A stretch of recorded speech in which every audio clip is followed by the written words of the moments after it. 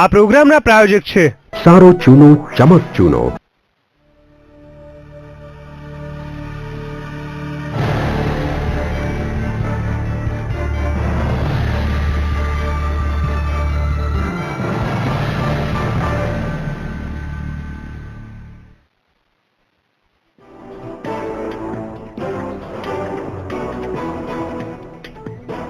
Saurashtra news સાથે હું છું ભૂમિ। સમાચારની શરૂઆત હેડલાઇન્સથી।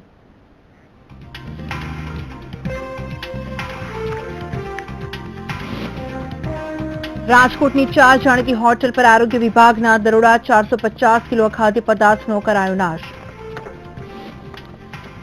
જામનગરમાં સરકારી તંત્રની લાલિયાવાડી, સરકારી યોજના અંતર્ગત વિદ્યાર્થીઓને મળવાની સાયકલ ખાઈ રહી છે ધૂળ। પાકિસ્તાની જેલમાં બંધ ભારતીય માછીમારો પર ગુજરાઈ રહ્યો છે ત્રાસ, માછીમાર એસોસિએશન આ મુદ્દે પીએમને કરશે રજૂઆત। ભાવનગરમાં આવતીકાલે પાટીદારની જન આક્રોશ રેલી, પોલીસે નથી આપી મંજૂરી, પોલીસે કહ્યું કોઈપણ પરિસ્થિતિને પહોંચી વળવા સક્ષમ। સીએમ વિજય રૂપાણીએ કરાયો ઈ નેશનલ એગ્રીકલ્ચર માર્કેટનો પ્રારંભ, રાજ્યની 40 ખેતીવાડી ઉત્પાદન બજાર સમિતિ ઈ નામથી જોડાઈ। ઉના દલિત અત્યાચાર લડત સમિતિના નેતા જિગ્નેશ મેવાણી વિરુદ્ધ ફરિયાદ, ક્રાઇમ બ્રાન્ચ ગમે ત્યારે કરી શકે છે ધરપકડ।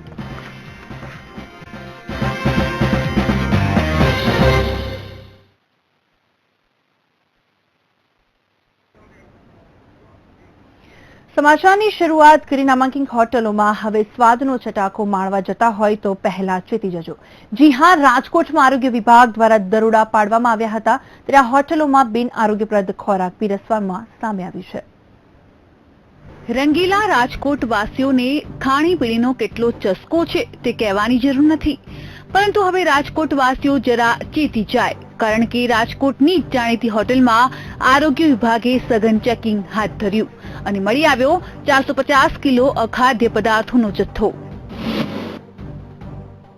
4 હોટલ રેસ્ટોરન્ટ લીધેલ છે કે જેને મુખ્યત્વે આપણે વાત કરીએ તો બેંગ્લોર બ્લુ ઢોસા છે, ક્વિચી સેન્ડવિચ છે, કચ્છી દાબેલી અને રેડ પેપ્રિકા, આ 4 જગ્યાએ તપાસણી કરતા અમે ખાસ મુખ્યત્વે અમારી કામગીરી 2 પ્રકારની હતી કે જેમાં પ્રથમ તો જેટલા પાણીના પાત્રો છે ચકાસવાના, એમાં ડેન્ગ્યુના લાર્વા છે કે કેમ, જો હોય તો સ્થળ ઉપર નિકાલ કરવાનો અને સાથે સાથે કિચનમાં એનું જે સંગ્રહ સ્થાન છે, ઉત્પાદન સ્થળ છે તેની ચકાસણી કરી, જેને અનુલક્ષીને આજરોજ ચકાસણી કરતા એમાં અખાદ્ય અને વાસી નૂડલ્સ છે, મંચુરિયન છે, વાસી બટેકા છે, કલર, એમએસજી છે અને એવી વસ્તુ મળે છે। અંદાજિત 450 કિલો જેટલો જે છે અખાદ્ય વસ્તુ મળે છે। રાજકોટની રિયલ પેપ્રિકા, બેંગ્લોર બ્લુઝ, બ્લીચીસ સેન્ડવિચ અને કચ્છી દાબેલી એમ 4 જાણીતી જગ્યાએ તપાસ હાથ ધરવામાં આવી અને હોટેલ્સમાંથી નૂડલ્સ, બટાટા અને કેમિકલ સહિતનો જથ્થો અખાદ્ય હતો અને ડેન્ગ્યુને ફેલાવતા લાર્વા પણ મળી આવ્યા હતા। અત્યારે તો અખાદ્ય જથ્થાનો નાશ કરવામાં આવ્યો છે, પરંતુ જોવાનું એ છે કે તંત્ર માત્ર ચેકિંગ હાથ ધરીને સંતોષ માને છે કે પછી કડક કાર્યવાહી કરે છે। કેવલ દવે સાથે વીટીવી ન્યૂઝ, રાજકોટ। તો એક તરફ ગતિશીલ ગુજરાતની સરકાર પારદર્શક વહીવટની વાતો કરે છે, નવી નવી યોજનાઓ અમલમાં મૂકે છે, પરંતુ વહીવટની ઢીલી નીતિના કારણે આવી યોજનાનો લાભ લાભાર્થીઓ સુધી પહોંચી શકતો નથી। ત્યારે જામનગરમાં શૈક્ષણિક તંત્રમાં લાલિયાવાડીનો ઉત્કૃષ્ટ કિસ્સો સામે આવ્યો છે, જોયા ખાસ અહેવાલમાં।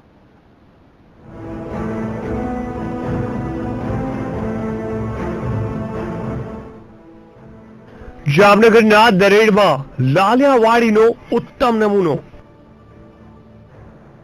સામે આવી શિક્ષણ તંત્રની ઘોર બેદરકારી। લાભાર્થી વિદ્યાર્થીને ન મળ્યો સરકારી યોજનાનો લાભ। વિદ્યાર્થીઓને આપવાની સાયકલ ધૂળ ખાતી। આ પતંગમાં ધૂળ ખાઈ રહેલી સાયકલો કોઈ સાયકલનું ગોડાઉન કે ભંગારનો વાડો નથી, પરંતુ ગતિશીલ ગુજરાત સરકારની તે સાયકલો છે જે જરૂરિયાતમંદ વિદ્યાર્થીઓને આપવાની હતી, પરંતુ તંત્રની લાલિયાવાડીના પાપે આ સાયકલ લાભાર્થી વિદ્યાર્થીઓ પાસે પહોંચી શકી નથી અને સાયકલોના આ હાલ થયા છે। આ તમામ દ્રશ્યો છે જામનગર જિલ્લાના દરેડના। બીઆરસી ભિવંડા પટાંગણમાં છેલ્લા 1 વર્ષથી જરૂરિયાતમંદ વિદ્યાર્થીઓને આપવાની સાયકલો ધૂળ ખાઈ રહી છે, જેને લઈને શૈક્ષણિક તંત્રની કામગીરી પર સવાલો ઊભા થયા છે. જામનગરનું આ બેરેડ બીઆરસી ભવન છે. અહીં હું મારા કેમેરા પર્સનને કહીશ, એ આપને બતાવશે કે શાળા પ્રવેશોત્સવ 2015 લખેલી આ બીઆરસી ભવનમાં અંદાજિત 200 થી 250 જેટલી સાયકલો છે. આ સાયકલો છે તે નબળા વિદ્યાર્થીઓ છે, ખાસ તો તેમને વિતરણ કરવાની હતી, પરંતુ ક્યાંક ને ક્યાંક સરકારનો ઉમદા હેતુ છે, પરંતુ ક્યાંક ને ક્યાંક યોગ્ય રીતે વિતરણ વ્યવસ્થા ન થઈ હોવાથી લાખો રૂપિયાના ખર્ચે જે આ સાયકલો આવી હતી, જે વિદ્યાર્થીઓને આપવાની હતી, તે અહીં આપ જોઈ શકશો કે તેના પર બાવા બાજી ગયા છે અને સાયકલો આખી સડી ગઈ છે, છતાં પણ તેની કોઈ દરકાર લેવા માટે તૈયાર નથી. અને જે વિદ્યાર્થીઓ સુધી આ સાયકલો પહોંચવી જોઈતી હતી તે નથી પહોંચી અને સરકારના નાણાંનો વ્યય થયો છે, તે બાબત સામે આવી રહી છે. શાળા પ્રવેશોત્સવ સમયે 200 જેટલી સાયકલો વિદ્યાર્થીઓને આપવાની હતી. જોકે તંત્રની ઢીલી નીતિના કારણે આ તમામ સાયકલો ભંગાર હાલતમાં ફેરવાઈ ગઈ છે. ત્યારે સવાલ એ થાય છે કે આખરે આ લાલિયાવાડીનું જવાબદાર કોણ? ત્યારે સવાલ થાય કે અત્યાર સુધી આ સાયકલનું કેમ વિતરણ ન થયું? કોની બેદરકારી જવાબદાર? અત્યાર સુધી કેમ કોઈનું સ્થાન ન ગયું? હવે જવાબદારો સામે લેવાશે પગલા કે કેમ? અને કેમ અત્યાર સુધી વિદ્યાર્થીઓને લાભથી વંચિત રખાયા અને હવે ક્યારે મળશે વિદ્યાર્થીઓને પોતાનો હક? વીટીવીને શિક્ષણ વિભાગના સૂત્રો પાસેથી મળેલી માહિતી પ્રમાણે આ સાયકલ વર્ષ 2015 અંતર્ગત આપવાની હતી અને સરકારની યોજના મુજબ જે વિદ્યાર્થીઓનું ઘર શાળાથી 3 કિલોમીટરથી વધુ દૂર હોય તેવી અને અમુક સૂચવેલ ચોક્કસ જાતિના વિદ્યાર્થીઓને આ સાયકલ મળવાની હતી. જોકે આ સાયકલો ક્યાંથી આવી, કોણ મૂકી ગયું અને કોને આપવાની છે તેની કોઈને ખબર જ નથી. ત્યારે હવે આ મામલે જિલ્લા પ્રાથમિક શિક્ષણ અધિકારીનો સંપર્ક કરવામાં આવ્યો ત્યારે તેમણે પણ આ બાબત જાણમાં ન હોવાનું જણાવ્યું હતું. બીઆરસી ભવન ખાતે જે ઉતરેલી સાયકલો હોય તો હજુ મારા ધ્યાનમાં નથી, પણ આ સાયકલો જો કોઈ સરકારશ્રીની યોજના હેઠળ આવેલી છે તો અમે તાત્કાલિક તપાસ કરી અને જે તે શાળાને અથવા જે તે વિદ્યાર્થીને આપવાની હશે તે પ્રમાણે અમે એનું વિતરણ કરી દઈશું. એક તરફ સરકાર પારદર્શક વહીવટની વાતો કરે છે ત્યારે બીજી સ્પષ્ટ રીતે શૈક્ષણિક તંત્રની ઢીલી નીતિ સામે આવી છે અને વિદ્યાર્થીઓને લાભથી વંચિત રખાયા છે. હવે સરકાર જવાબદારો સામે ક્યારે પગલાં ભરે છે અને વિદ્યાર્થીઓને ક્યારે હક મળે છે તે જોવું રહ્યું. કેમેરામેન અમરીશ ચાંદ્રા સાથે રવિ બુદ્ધદેવ, વીટીવી ન્યૂઝ, જામનગર.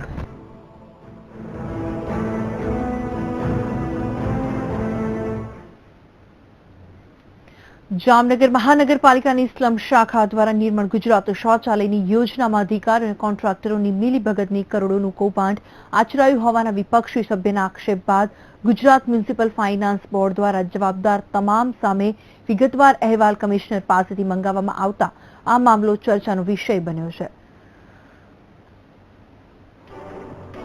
આ યોજના અંતર્ગત મહાનગરપાલિકાના 62 અધિકારીઓ અલગ અલગ કોન્ટ્રાક્ટરોને અને કંપનીઓને શૌચાલયોના 200ના 300ના એવા ટાર્ગેટ આપ્યા. આ ટાર્ગેટ હેઠળ કોન્ટ્રાક્ટરોએ એક જ પરિવારના 5-5 વ્યક્તિઓના નામે શૌચાલયો બનાવ્યા.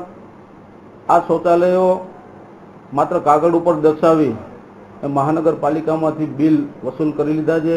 એવી જ રીતે જે 2010ની યોજના હતી કે 1500 રૂપિયા શૌચાલય બનાવવા માટે થઈને લાભાર્થીઓ મહાનગરપાલિકાને ભરે, તો એ 2010માં એ યોજનામાં જે લોકોએ આનો લાભ લીધો હતો એવા લોકોનું લિસ્ટમાં નામ સમાવેશ કરી એની અંદર પણ લાખો રૂપિયાનો ભ્રષ્ટાચાર થયો છે. વિપક્ષના સભ્યોનો આક્ષેપ છે કે નિર્મળ ગુજરાત શૌચાલય યોજના અંતર્ગત 13,000 જેટલા શૌચાલયોની કામગીરી પૂર્ણનો ચકાસણી રિપોર્ટ બનાવી લાભાર્થીઓના નામોની યાદી બનાવી અને અલગ અલગ એજન્સી અને કોન્ટ્રાક્ટરો સાથે અધિકારીઓ સાંઠગાંઠ કરીને જે શૌચાલયો બનાયા જ નથી તેના ખોટા બિલો બનાવી અને બિલોની ચૂકવણી કરવામાં આવી છે. મનપાની સ્લમ શાખા અને ઓડિટ શાખા દ્વારા કરોડો રૂપિયાનું કૌભાંડ આચરવામાં આવ્યું છે, જે બાબતે તપાસના આદેશ કરાયા છે. તો એના આધારે મ્યુનિસિપલ ફાઇનાન્સ બોર્ડે 6ઠા મહિનામાં મહાનગરપાલિકાને એક પત્ર લખ્યો છે કે અમને આ રજૂઆત મળી છે, તેના આધારે મ્યુનિસિપલ કોર્પોરેશન પોતાનો હકીકતલક્ષી અહેવાલ રજૂ કરે.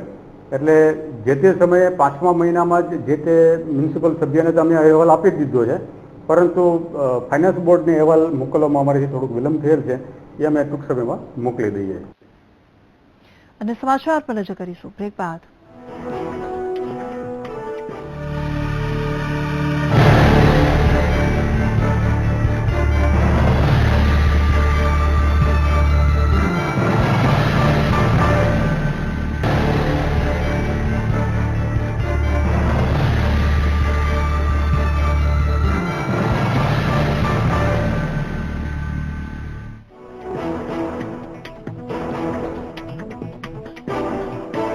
બાદ આગળ વાત કરીએ પાકિસ્તાનની જેલમાં બંધ માછીમારો પર વધી રહ્યો છે પાકિસ્તાનનો ત્રાસ. જી હા, વાત ખુદ પાકિસ્તાની જેલમાં બંધ ગુજરાતી માછીમારોએ કરી છે. માછીમાર એસોસિએશનની વાત માને તો પાકિસ્તાનથી ભારતીય માછીમારોના ફોન અને પત્ર આવ્યા છે, જેમાં તેમના પર ત્રાસ ગુજારવામાં આવતો હોવાની વાતનો ઉલ્લેખ કરવામાં આવ્યો છે. હવે માછીમાર એસોસિએશન આ મુદ્દે પીએમ મોદીને રજૂઆત કરવાના છે. એવી શક્યતા છે કે આવતા અઠવાડિયે તેઓ વડાપ્રધાનને મળવા જશે. વચ્ચે જે ટેન્શન ચાલે છે એના કારણે પાકિસ્તાનની જેલમાં આપણા જે માછીમારો છે એના ઉપર એક ત્રાસ ગુજારવામાં શરૂ થયો છે. એમને ખૂબ કામ સોંપવામાં આવે છે. એમની પાસેથી જે 50 જણાની રોજ ત્યાં ખોરાક આપવાનો હોય, જમવાનું આપવાનું હોય, એના બદલે 200 જણાને આપવામાં આવે છે. 100 જણા એટલે 50%થી પણ ઓછો ખોરાક આપવામાં છે. એટલે એનું જે પોષણ થવું જોઈએ એ નથી થતું. એના કારણે એની ચામડીના રોગો ખૂબ વધી ગયા છે અને એ મોટું ટેન્શન છે. અમે આ માટે સરકારશ્રીનું પણ રજૂઆતો કરીને ધ્યાન દોર્યું છે. તો જામનગરની વાત કરવામાં આવે તો જામનગરમાં સરદારનગર વિસ્તારના રહીશોને પાણી માંગને લઈને ભારે હોબાળો મચાવ્યો છે. છેલ્લા 2 માસથી ટેન્કર દ્વારા વિતરણ કરવામાં આવતું પાણી પણ બંધ કરી દેવામાં આવતા સ્થાનિકોએ નગરપાલિકાની કચેરીમાં ઉગ્ર દેખાવો કર્યા છે. સ્થાનિકો દ્વારા કોર્પોરેટરને રજૂઆત કરવામાં આવી હતી, તેમ છતાં પણ કોઈ નક્કર પગલાં ભરવામાં ન આવતા રોષે ભરાયેલા રહીશોએ મુખ્ય કચેરીમાં ઉગ્ર રજૂઆત કરી પાણી સમયસર આપવાની અપીલ કરી છે. જે ટેન્કર આવતું હતું એ સરદારનગરમાં જ પાણી આપવા માટે આવતું, તો ત્યારથી 26/7/2016 થી પાણી બંધ થઈ ગયું. એટલે અત્યારે 2 મહિના પૂરા થઈ ગયા છે. ત્યાર પછીનો પાણીનો પ્રશ્ન હજી એમને બાકી જ છે. હજી સુધી કોઈ, અને ત્યાંના અમારા સ્થાનિક કોર્પોરેટરને અમે ફોન કરીને અથવા તો કાંઈ બોલાવીએ તો આજે ચાલુ કરાવી દઈશ ને કાલે ચાલુ કરાવી દઈશું ને કે ત્યાંથી થશે તો ઠીક છે, નહીં તો હું મારા પાવરથી કરાવી દઈશ. પરંતુ હજી સુધીનો એનો પાવર ક્યાં છે એ અમને ખબર નથી. સમગ્ર રાજ્યમાં ચાલુ વર્ષે અમુક જિલ્લામાં ખૂબ જ ઓછો વરસાદ પડ્યો છે, ત્યારે સુરેન્દ્રનગર જિલ્લામાં પણ નહિવત વરસાદના લીધે અછતની સ્થિતિ સર્જાઈ છે. ત્યારે જિલ્લાના લખતર તાલુકામાં અપૂરતા વરસાદના કારણે ખેડૂતો અને પશુપાલકોની હાલત કફોડી બનતા ઘાસચારા સહિત પાણીની તંગી સર્જાઈ છે. તાત્કાલિક ઘાસ ડેપો શરૂ કરવા, પાકના નુકસાન સામે સહાય, પીવાના પાણી સુવિધા, પાક વીમો અને બેંક ધિરાણ માફ કરવું તેમજ લખતર તાલુકાના તળાવ અને નર્મદા કેનાલમાં પાણી દ્વારા ભરવા સહિતની વિવિધ માંગોને લઈને ખેડૂતો અને પશુપાલકોએ શહેરના મુખ્ય માર્ગો પર રેલી યોજી મામલતદારને આવેદનપત્ર પાઠવ્યું હતું. આગામી દિવસો પર ઉપવાસ આંદોલનની ચીમકી પણ ઉચ્ચારી હતી. તો મોટી સંખ્યામાં ખેડૂતો, પશુપાલકો, માલધારીઓ સહિત કોંગ્રેસના આગેવાનો અને કાર્યકરો જોડાયા હતા. ગીર સોમનાથની વાત કરવામાં આવે તો ગીર સોમનાથમાં કાયદો કે કોઈ અસ્તિત્વ ન હોય તેવું લાગી રહ્યું છે. જી હા, ચોરી લૂંટ બાદ હવે હત્યાની ઘટનાઓ આ શહેરમાં સામાન્ય બની ગઈ છે. ત્યારે ફરી એક બીજલ નામના શખ્સે આધેડની નિર્મમ હત્યા નિપજાવતા ચકચાર મચી જવા પામી છે. સમગ્ર ઘટનાની વાત કરીએ તો બાપા સીતારામ ઓટલા પર ભજન ચાલી રહ્યા હતા ત્યારે કરતાલ વગાડવામાં થયેલી બબાલ હત્યામાં પરિણમી. જ્યારે લાખાભાઈની દીકરી ત્યાંથી પસાર થઈ રહી હતી ત્યારે તેમની આંખો સામે જ પિતાની હત્યા થતા પરિવારમાં શોક ફેલાઈ ગયો.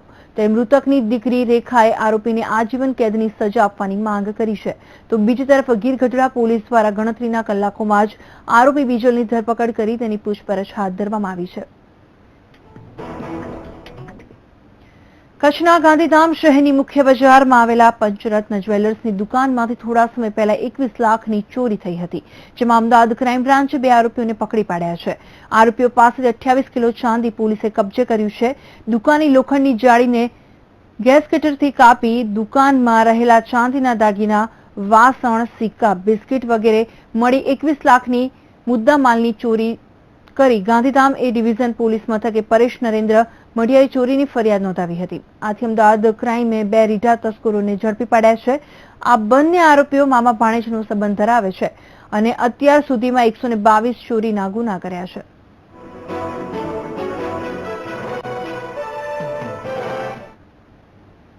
વાત હવે જૂનાગઢની કરવામાં આવે તો જૂનાગઢમાં બેફામ બાઇક ચલાવતા યુવકો સામે પોલીસે લાલાંક કરી છે. ફૂલ સ્પીડમાં શહેરમાં બાઇક દોડાવનારાઓની પીઆઈએ જાહેરમાં ઉઠક બેઠક કરાવી. રાત્રિ દરમિયાન 10 જેટલા બાઇક સવારને ઝડપી ડિવિઝનના પીઆઈએ કાયદાનો પાઠ શીખવ્યો. શહેરના જાણીતા એવા કડવા ચોક, ભવનાથ પાસે અને આઝાદ ચોકમાં આ ઉઠક બેઠક કરાવી હતી. ઉલ્લેખનીય છે કે શહેરમાં રાત્રિના 11 વાગ્યા બાદ મોડી રાતના ધૂમ સ્ટાઇલથી ગાડી ચલાવતા યુવાનોને અને બાઇકમાં મોટા હોર્ન રાખવાથી રાત્રિ પોલીસ પેટ્રોલિંગ દરમિયાન આવા યુવાનોને જાહેરમાં ઉઠક બેઠક કરાવી શિક્ષા આપવામાં આવે છે. પોલીસે રાત્રિના પેટ્રોલિંગ વધુ સઘન કરવામાં આવ્યું છે. ખાસ તો એક તરફ નવરાત્રીનો પણ પ્રારંભ થવાનો છે.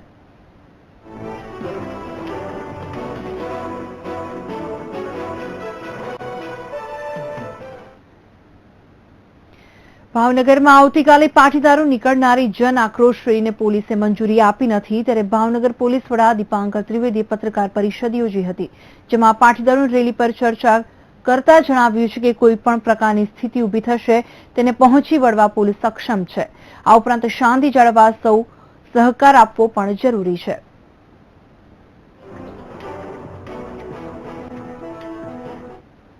હવે આવતીકાલે આ પાટીદાર સમાજ તરફથી પાસના આગેવાનીમાં રેલી કાઢવાનું આ લોકોનું આયોજન છે. આ બધાને ખ્યાલ છે, કારણ કે ઘણા બધા પ્રેસ કોન્ફરન્સ આ લોકો તરફથી પણ થયું. આવતીકાલની રેલી માટે કોઈ પણ જાતની મંજૂરી આપવામાં આવેલ નથી. નવસર્જન ટ્રસ્ટના વિદેશી ફંડનો મામલો સરકારના તપાસના આદેશ બાદ ટ્રસ્ટનું નિવેદન. નવસર્જન ટ્રસ્ટના નિયામક મંજુલા પ્રદીપનું નિવેદન. સંસ્થા દર વર્ષે પોતાનો વાર્ષિક રિપોર્ટ જાહેર કરે છે. વાર્ષિક રિપોર્ટ ચેરિટી કમિશનરને પણ મોકલાય છે. ઇન્કમટેક્સ અને ગૃહ મંત્રાલયમાં પણ રિપોર્ટ સોંપાય છે. અમે કોઈ પણ તપાસની ગંભીરતા નથી તેવું મંજુલા પ્રદીપ દ્વારા કહેવામાં આવ્યું છે. સરકાર ન્યાયતંત્ર દ્વારા નિષ્પક્ષ તપાસ કરાવશે તેવું પણ તેમણે જણાવ્યું છે. તપાસમાં તથ્ય નહીં મળે તો સરકાર પ્રત્યાઘાત માટે તૈયાર રહે.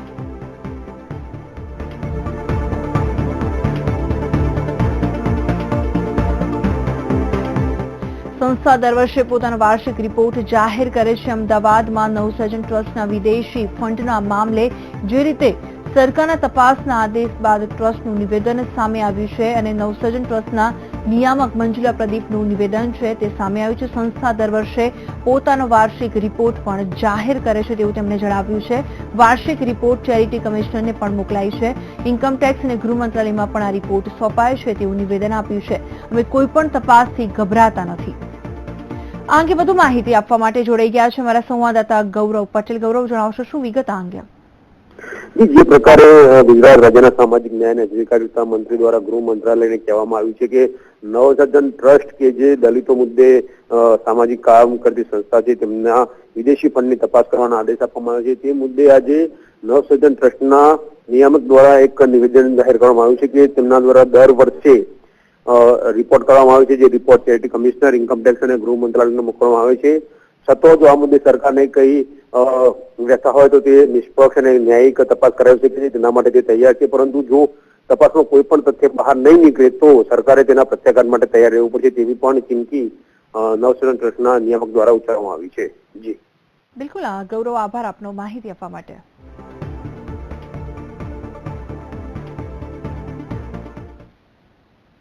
અને સમાચાર પર નજર કરીશું બ્રેક બાદ.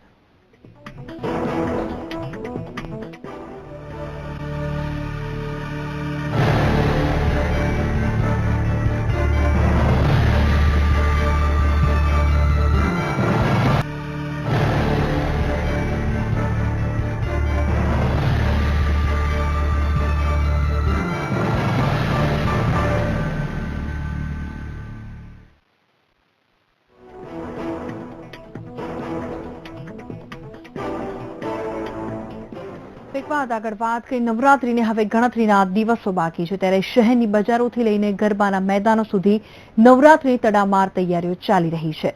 તો બીજી તરફ જૂના અને પૌરાણિક વાજિંત્રોના વ્યવસાય પર મંડરાઈ રહ્યો છે મંદીનો ખતરો.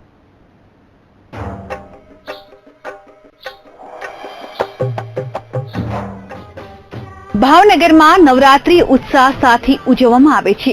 અહીં ગરબીનું મહત્વ વધારે હોય છે, જેમાં પહેલાના લોકો તબલા, ઢોલક, મંજીરા જેવા સાધનોનો ઉપયોગ કરતા હતા, પરંતુ હવે આધુનિક યુગમાં ડીજે અને ઓર્કેસ્ટ્રાનો ઉપયોગ વધુ કરી રહ્યા છે, જેથી વાજિંત્રા વેચનારા વેપારીઓમાં હવે મંદીનો માહોલ છવાઈ ગયો છે.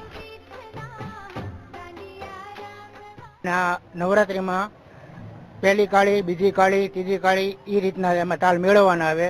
અને ભજનમાં તો નાના મોટા તબલા ચાલે, એમાં તો બહુ 4 સફેદ 3 કાળી ઊંચા અવાજમાં વગાડવાને. ભવાઈમાં તો મોટા મોટા તબલા આવે, એમાં રાસ ગરબા એનો તાલ હોય. ગ્રામ્ય વિસ્તારોમાં ગરબી ઉપરાંત ડાયરા અને લોક સંગીતના કાર્યક્રમો યોજાતા હોય છે, જેમાં જૂના વાજિંત્રોનો ઉપયોગ થાય છે અને તેના કારણે થોડા ઘણા અંશે આ વ્યવસાય ચાલી રહ્યો છે. વર્ષોથી ભવાઈ મંડળ ની બધું ચાલુ જ છે, પણ 2-5 વર્ષથી તો હાવ ટાઢું પડી ગયું કામકાજ ને ગરાગી હમણાં તો વખતે છે જ નહીં. રિપેરિંગ ની છે, બાકી તો આ ગામડામાં જ ગરાગી રહી છે. બાકી સિટીમાં તો દાંડિયા રસ નહીં, ડીજે થતા છે જ માર તો પડી જ ગયો છે ને દર વર્ષે ડીમ પડતું જાય છે. હાલ વેસ્ટર્ન કલ્ચરમાં રંગાયેલા લોકો આ જૂના વાજિંત્રના જગ્યાએ ઇલેક્ટ્રોનિક વાજિંત્રોનો ઉપયોગ કરતા થયા છે. માતાજીના આરાધના ભક્તિ અને ભાવ સાથે થાય તે માટે લોકો પોતપોતાની રીતે આ તૈયારીઓને આખરી ઓપ આપી રહ્યા છે. નીતિન સોની સાથે VTV ન્યૂઝ, ભાવનગર.